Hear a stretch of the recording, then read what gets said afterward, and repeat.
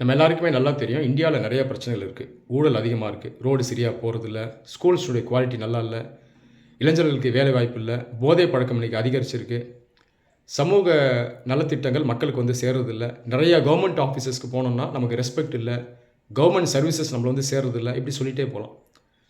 ஆனால் நிறைய பேர் நம்ம என்ன பண்ணுறோம், இந்த பிரச்சனைகளை அப்படியே கடந்து போகிறோம் இல்லையா? இதை பற்றி பேசாதீங்க, இந்தியா மாறாது, இப்படி தான் இருக்கும், நேரத்தை வேஸ்ட் பண்ண வேணாம்னு சொல்லி போகிறோம். உண்மை என்னென்னா, இந்த மாதிரி பிரச்சனைகளுக்கு முக்கிய காரணமே நாம் இந்த மாதிரி கடந்து போகிறது தான்.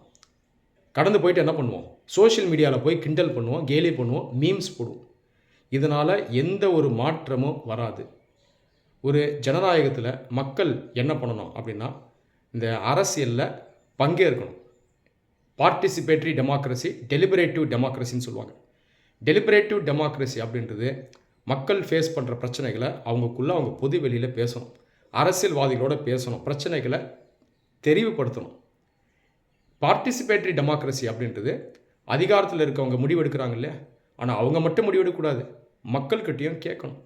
உங்களுடைய வியூ, ஒப்பீனியன் இதெல்லாம் நீங்கள் ஷேர் பண்ணணும். உதாரணத்துக்கு, இந்த திட்டம் சரியாக இருக்காது சார், இந்த திட்டத்தை வேறு மாதிரி வடிவமைங்க, இந்த பார்க்கை இந்த மாதிரி கட்டாதீங்க, இப்படி கட்டினா யூஸ் இருக்காது, அதை வேறு மாதிரி கட்டுங்க, அப்போ தான் எல்லாரும் யூஸ் பண்ணலாம், இந்த மாதிரி நீங்கள் சஜஷன்ஸை கொடுக்கணும். இது பார்ட்டிசிபேட்டரி டெமோக்ரஸி. இந்தியாவை பொறுத்த வரைக்கும் டெலிபரேட்டிவ் டெமோக்ரஸியும் பார்ட்டிசிபேட்டரி டெமோக்ரஸியும் ரொம்ப வீக்காக இருக்குது. அதனால தான் பொலிட்டீஷியன்ஸ் கிட்ட அக்கௌண்டபிலிட்டி இல்லை, பொறுப்புணர்வு இல்லை. அவங்க மக்களை எப்படி பார்க்குறாங்க, பொறுப்புணர்வு இல்லாமல் பார்க்குறாங்க.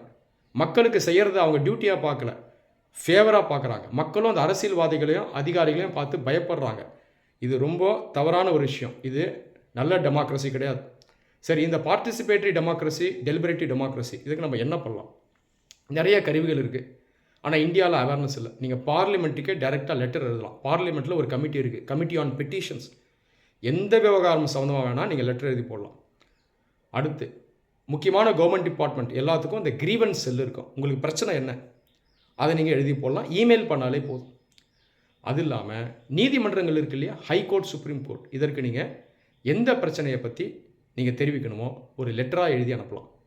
அது முக்கியமான விஷயமா இருந்ததுன்னா அந்த நீதிமன்றம் அதை பொதுநல வழக்காக கூட தானே முன் வந்து எடுத்து அதை நடத்தும்.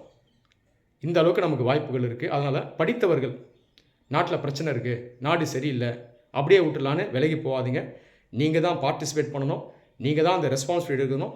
அப்போ தான் இந்தியா ஒரு ஸ்ட்ராங் டெமோக்ரஸியாக ஃப்யூச்சரில் உருவாகும். நன்றி.